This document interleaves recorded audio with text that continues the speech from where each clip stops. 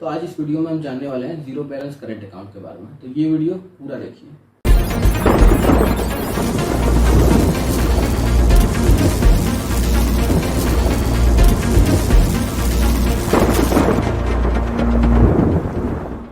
हाय, मैं Anuj Bhardwaj, author and founder of excellence. आपका स्वागत करता हूँ आपके अपने यूट्यूब चैनल में। और मैंने अपनी ज़िंदगी के 4 साल जो है वो फाइनेंशियल सर्विसेज में बिताए हैं। तो ये चीज़ें मैंने वहीं से सीखी हैं। तो होता क्या है वो पहले आप जान लीजिए।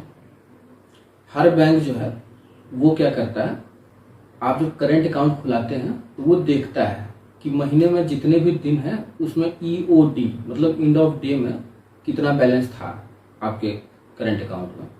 मान लीजिए 30 दिन का महीना है तो 30 दिन का बैंक ने जोड़ लिया है। बैंक के सिस्टम ने कैलकुलेट कर लिया कि एवरेज कितना अमाउंट आपके करंट अकाउंट में था।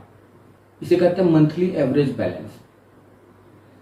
तो बहुत सारे बैंक्स क्या करते हैं कि आपसे कमिटमेंट ले लेते हैं कि ये मंथली एवरेज बैलेंस जो है ये कम से कम 15,000 का, 20,000 या 25,000 या 50,000 ऐसा कुछ रहना चाहिए। इसी को कहते हैं मैप, शॉर्ट फॉर्म में मंथली एवरेज बैलेंस।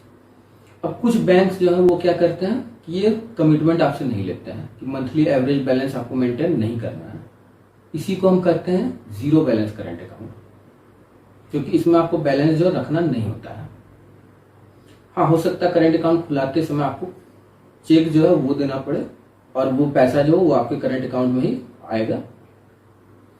इसके बाद जो है आप उसमें मेंटेन नहीं भी करेंगे तो भी चलेगा। या फिर हो सकता है कि आपसे चेक लिए बिना भी आपके डॉक्यूमेंट्स लेकर करंट अकाउंट खोल दे बैंक। उसमें आप कोई कमिटमेंट नहीं होगी, आप ट्रांजैक्शन कीजिए आराम से, कोई दिक्कत नहीं है।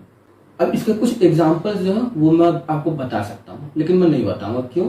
क्योंकि आज से 2 साल बाद या 3 साल बाद जो संस्थाएं आज जीरो बैलेंस दे रही हैं उस समय जो है वो कमिटमेंट करा लेंगे कि अब जो है इतना कमिटमेंट आपको रखना होगा। इवन अभी जीरो बैलेंस भी है और आपने खुला लिया है तो हो सकता है कि 2 साल या 3 साल बाद वो कमिटमेंट ले ले कि अब आप 15,000 मेंटेन करेंगे या इतना अमाउंट जो है वो मेंटेन करेंगे। तो ऐसा हो सकता है, क्योंकि शुरू जब नहीं चलता है या नया नया कोई बिजनेस शुरू होता है तो उसमें लोग जो है फ्री में भी दे देते हैं, चलिए बैलेंस नहीं भी मेंटेन करिएगा, कोई बात नहीं, हमारे यहाँ खुला लीजिए।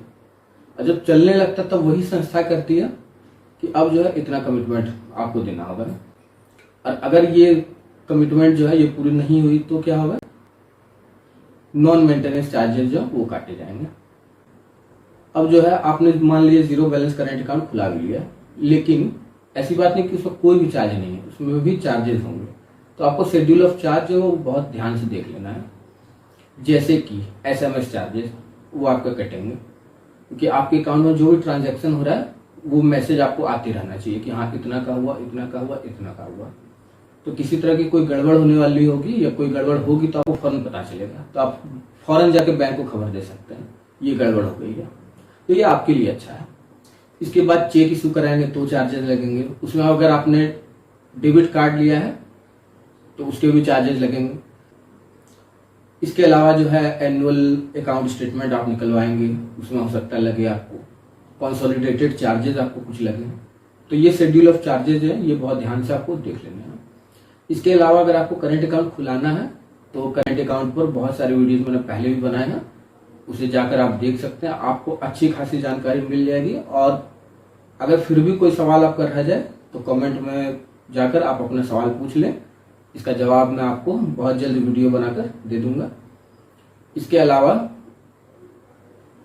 भारत में जो 90% स्टार्टअप्स हैं, 70% बिजनेसेस हैं, वो शुरुआत के 5 सालों में ही फेल हो जाते हैं। इसका नंबर 1 रीजन होता है लॉस इन रेवेन्यू। इतनी रेवेन्यू बिजनेस जनरेट नहीं कर पाता कि वो सर्वाइव कर पाए। तो हमने एक स्टडी की है जिसमें हमने ढूंढ के निकाला है 7 हिडन रीजन जिसकी वजह से इंडिया में बिजनेसेस को रेवेन्यू में लॉस का सामना करना पड़ता है। तो हमें इस स्टडी में 25,000 रुपये खर्च लगे हैं और 2 साल का वक्त हमने दिया है। लेकिन इस स्टडी की जो रिपोर्ट है ये आपके लिए बिल्कुल फ्री है।